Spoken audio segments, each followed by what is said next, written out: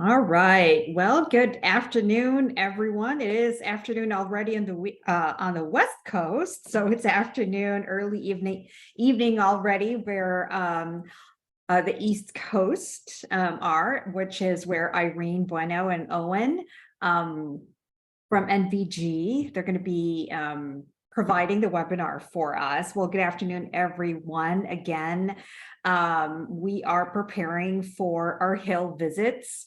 So in the past, you might have been part of what we would call our policy conference, much more of a smaller scale. And since last year, we have expanded this into a full-blown conference, now calling it the Diversity and Fair Housing Summit. ARIA's been doing this really since 2007, 2006. Initially with the two other multicultural organizations with NARP and NAREB. What we found was there were some policy points that we could collaborate with, and in 2012, we each all had our independent policy conferences, and we typically would hold it in May for ARIA because May is Asian American and Pacific Islander Heritage Month. So we go to DC and we lobby for policies that really make an impact when it comes to homeownership for the Asian Americans and Pacific Islander communities that we serve. So you are here because you have indicated that you're going to be joining us in DC in a couple of months, actually, 6 weeks, and you will be participating in our Hill visits. So thank you. When people ask, what is the greatest or the biggest benefit of becoming part of ARIA? And I think advocacy is by far the biggest benefit that we can offer you as an ARIA member. Why? It's because you can't. I mean, it's priceless, right? There's no cost to making legislative changes that benefit your clients, that benefit the AAPI community. So with that, Joyce Endo is our policy chair this year. She's serving alongside Abby Burke. Abby Nguyen from Boston. Abby is the vice chair for policy, and Joyce is going to walk us through what is going to take place and what's going to be covered on this webinar. So Joyce, please take it away. Thank you, Hope. Good afternoon, everybody. Excited to be here today, and thank you for joining us. This will be a good preview with some information on what to expect so that hopefully everyone will not be as nervous, especially the first time, because we do have jittery nerves, even though those of us have been to Washington, D.C. before and visited with our congressional people. So hopefully this will help everyone. And so I wanted to give you a little background on our speaker, Irene Bueno. She is a founding partner of NGV and has a strong, long-standing relationship with multicultural organizations and patient advocacy. Ms. Bueno has ongoing engagement with the Congressional Black, Hispanic, and Asian and Pacific Islander caucuses and engages in outreach with multicultural health organizations as well. She has served as Deputy Assistant Secretary at HHS, which is the Department of Health and Human Services, and Special Assistant to President Clinton in the Domestic Policy Council and Chief of Staff's Office, and has been recognized as a top lobbyist by the National Institute of Lobbying and Ethics. That's great, big one. A California native, Ms. Bueno earned a Juris Doctor from Hastings College of Law and a Bachelor of Arts degree from University of California at Berkeley. She is a member of the California and District of Columbia bars. So a little fun fact about Ms. Bueno. She is an accomplished Latin ballroom dancer and she competes at national dance competitions. Woohoo! Fabulous, Ms. Bueno. So if you would mind presenting to us some tips and tricks and hacks so that we will be prepared a little better. Thank you, Irene. Thank you so much, Joyce, for that very kind introduction. I think I've met many of you since I've been a consultant to ARIA since 2015, and it's been really an honor to work with all of you. But before I go into the presentation, I want to make sure to introduce Owen to me. He was actually just sitting right there from NVG, who is working with me on the summit. So I'm so excited that this year is really the first year that we're kind of going back to pre-pandemic scheduling, at least on the Hill. So for some of you who've been involved in these meetings in the past, last year we were sort of halfway back. You had a lot of Zoom calls and it was difficult to get into the buildings.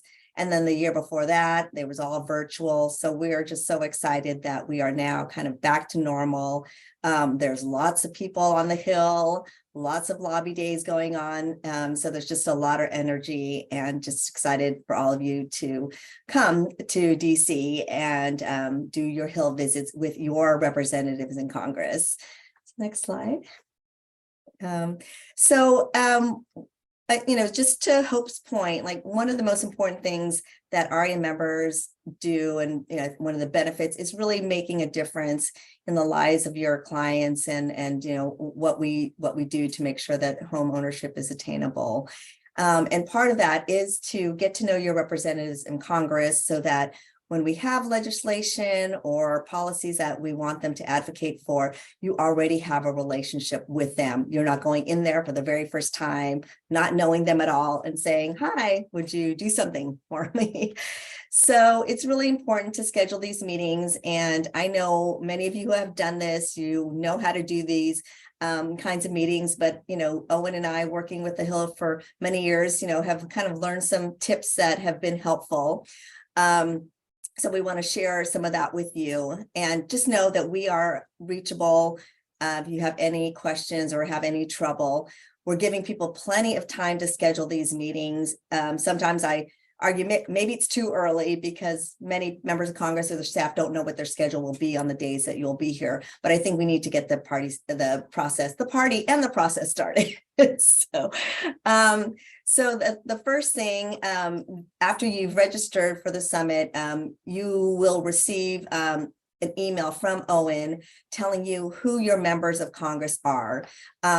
It changes every 10 years because of redistricting. So your representative in Congress may not be the same person that you saw last year, or because of elections or retirements, you might have a new member of Congress. So Owen will let you know who that is.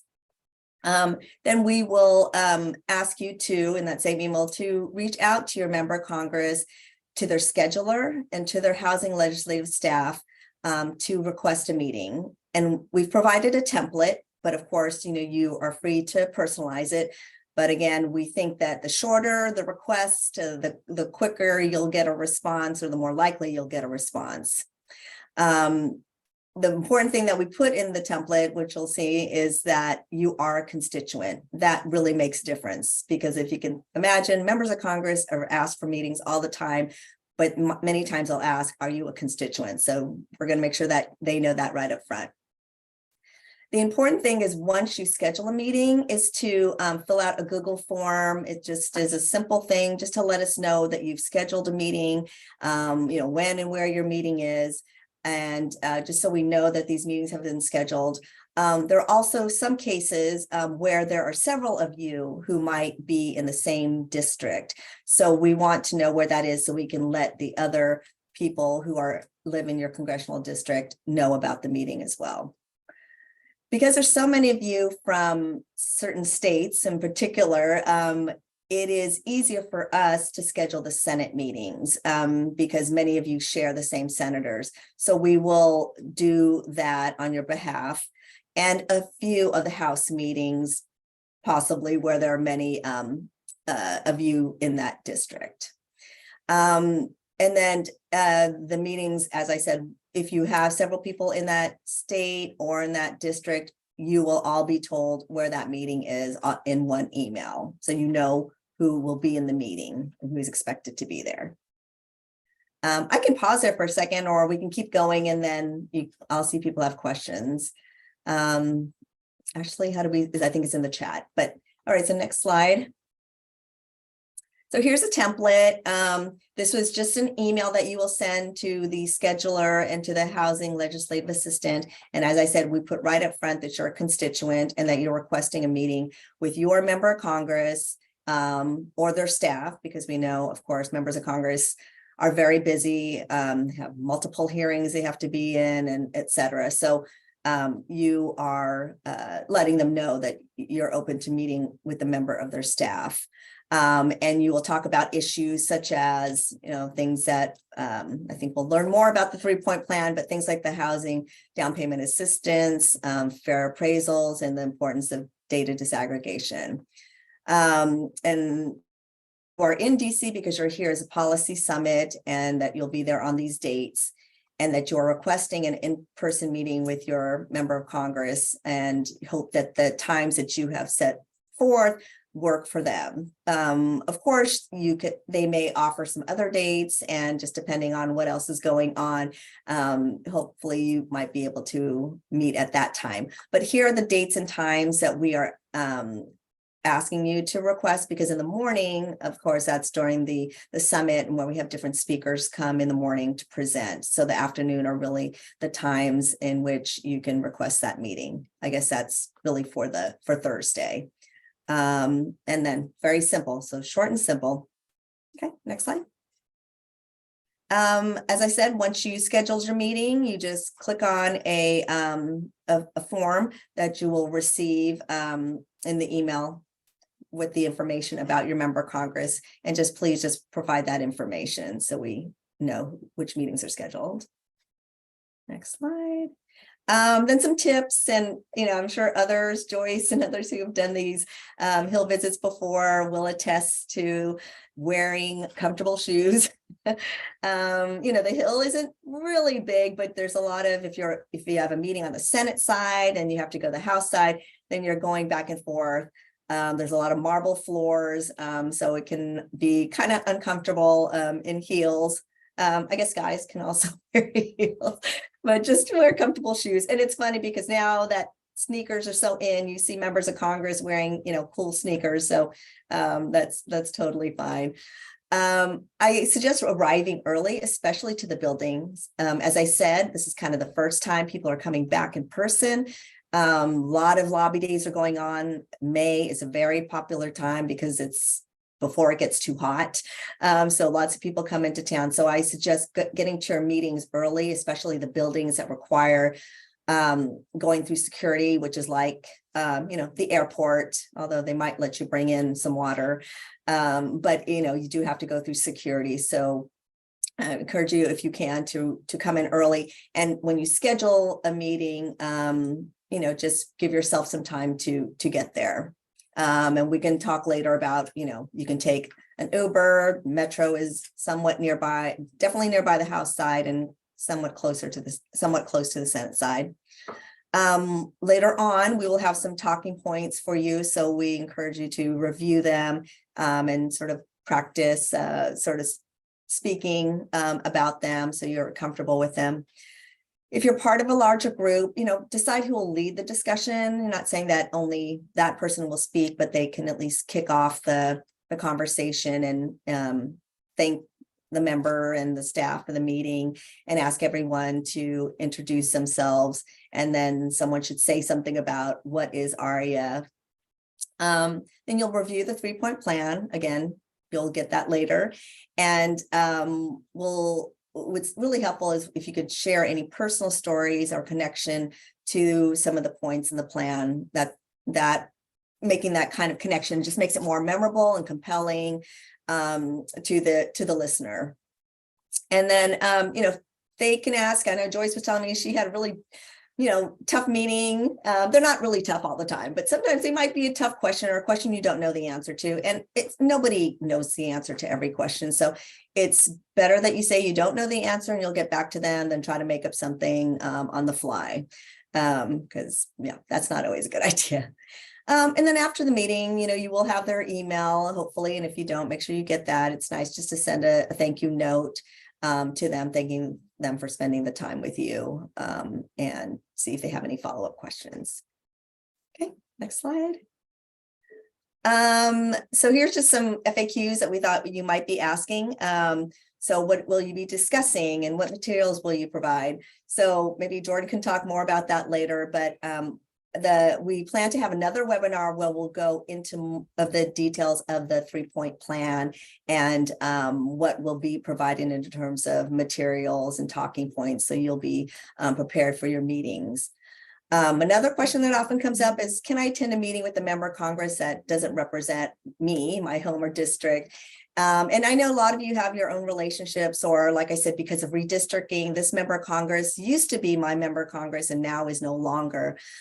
We ask that you don't go to those meetings, and they're really those meetings are for the constituents of that member of Congress or senator. So that's the answer to that question.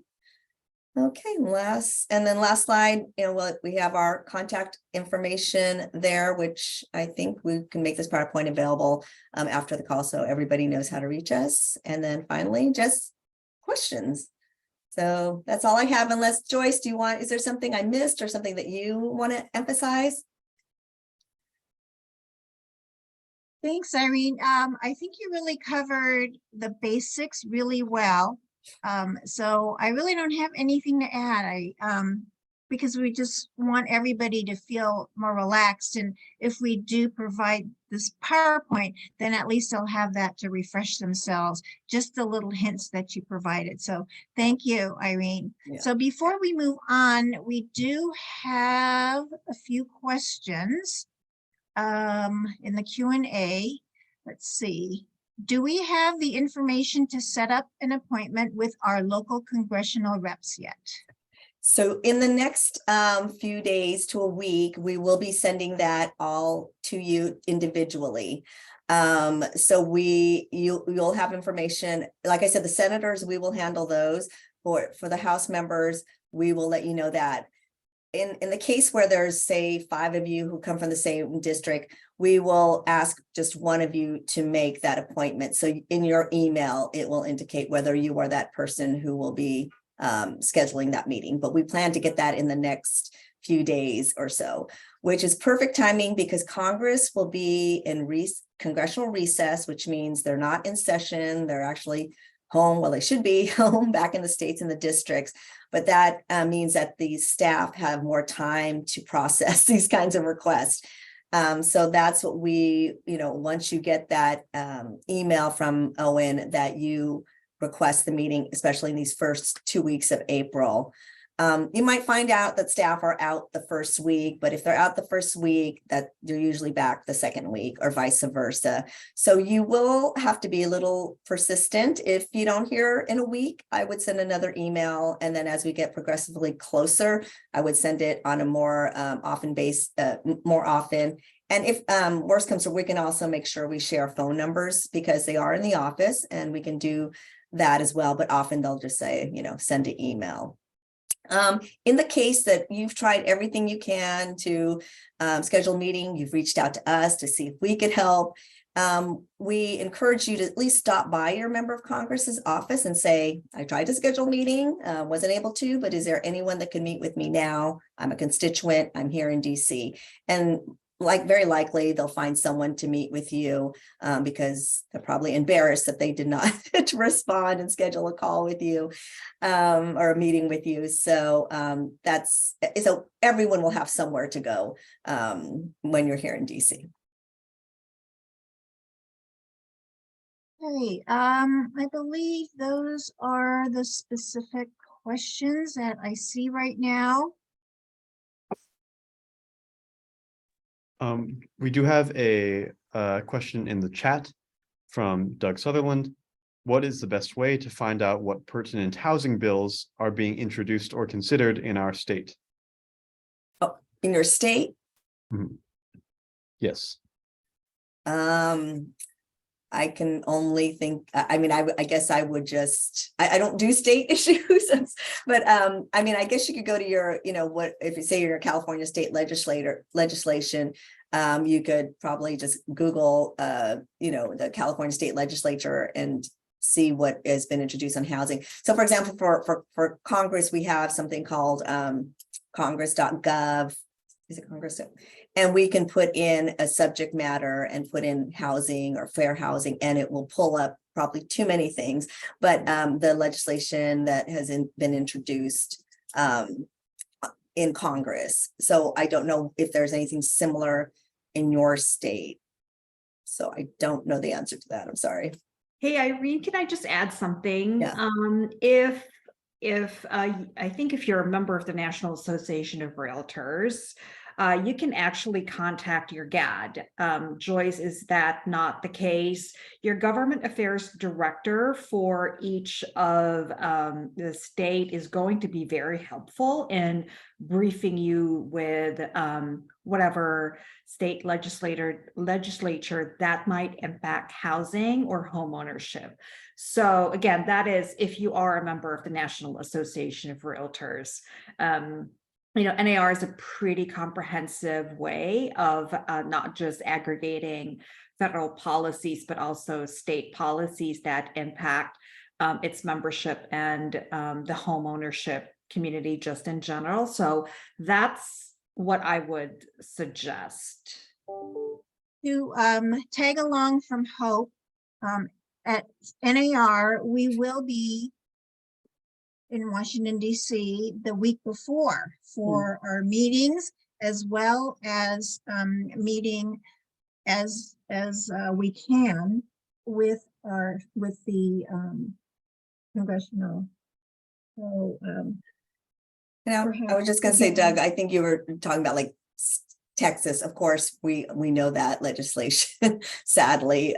So we are aware of that. We are aware of that bill. We have another question. What are the 3 points? And we will be going over that separately at another date and time, which we'll talk about before we conclude today. And another one, will congressmen, senators be in DC during our Hill visits? Yes, which are very fortunate because we have some clients who, you don't get the calendar until the January, and by that time you've already had to book the hotel. So sometimes you're out of luck, but you guys are in luck. They will be here. Okay.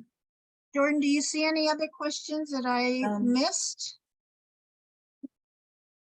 We did get a question from Tuan Tran talking about how last year we had some bills that we were supporting. Joyce or Irene, would you like to kind of talk about the situation this year with our 3-point plan and how we're kind of changing the messaging a little bit? Yeah, so this is a new Congress, which means that bills that were part of your 3-point plan last year all died and have to be reintroduced. So some of the 3-point plans will include some of those bills, but I've been talking to staff. They do plan to reintroduce the bill. They just have not yet, and we're not sure if they will have by the time you get here. So we will talk about the policy, but not necessarily attach a bill number to it, because I think there might be a little bit changes to some of the bills, and they're just they're working them out. And also staff has been busy with appropriations, which you don't have to deal with, but keeps them very busy. So they just have not been able to introduce those bills. And we will follow up and have a little more information when we do have our next part 2 webinar with specifically the 3-point plan. So at that time, we will have more specific details than we kind of have right now. So please stay tuned. Okay, if we've answered all the questions, I'd like to move on. And we have a special little guest here. I'd like to introduce Manisha Munikar. She is one of our policy committee members. And last year, it was her first time attending the Policy Summit in Washington, D.C. So a little bit about Manisha. She is a commercial broker with eXp Realty and a member of the Atlanta chapter. Manisha served as chapter president for 2021 and is serving this year as vice president and president-elect. She also served on the policy committee last year. Manisha is from Kathmandu, Nepal. She was born and raised there and came to the US when she was 18 years old. So Manisha, if we can have you share a little bit about your experience last year and what helped you get through the time and whatever tips you can share with our group. Yeah, thank you so much, Joyce. And thank you for that kind introduction. And also, you know, it's such a pleasure to be able to talk about my experience. So yes, last year, 2022 was my first experience even going into the Capitol building, and, you know, just the experience of being there, it was amazing and also a little bit overwhelming because I was already so nervous and that I think just added to it. But now there were a few things that I did, I feel like really helped me. And one of the things that I did was me and one of the other policy member, we did a role play as to, you know, like I was talking to the lawmaker and what he or she would say. And then, you know, we kept doing it over and over again until I knew exactly what I was talking about. So that really helped. And the other thing that helped me is, you know, kind of, so when I found out who I would be talking to, you know, I kind of Googled them and found out a little bit about them. So and that helped me with one or two conversation, because I found out that one member that I talked to lived in Hoover, where I live, and, you know, that kind of helped me connect.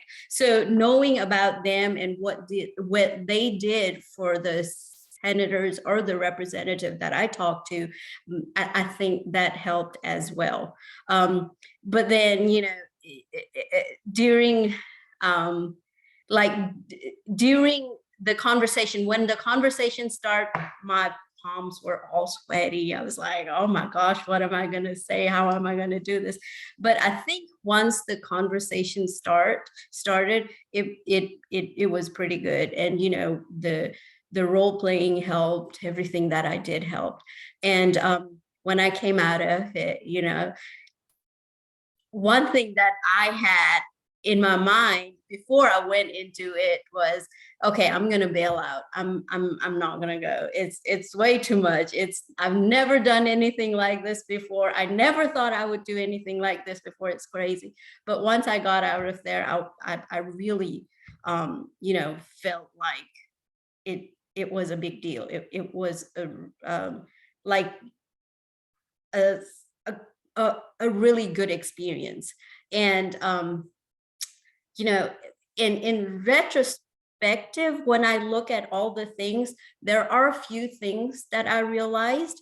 The thing that I really thought that helped me was role playing, because, you know, it's not like we're going to have hours and hours with them, right? It's just going to be a few minutes. So role playing helped me kind of direct the conversation back to the 3-point plan.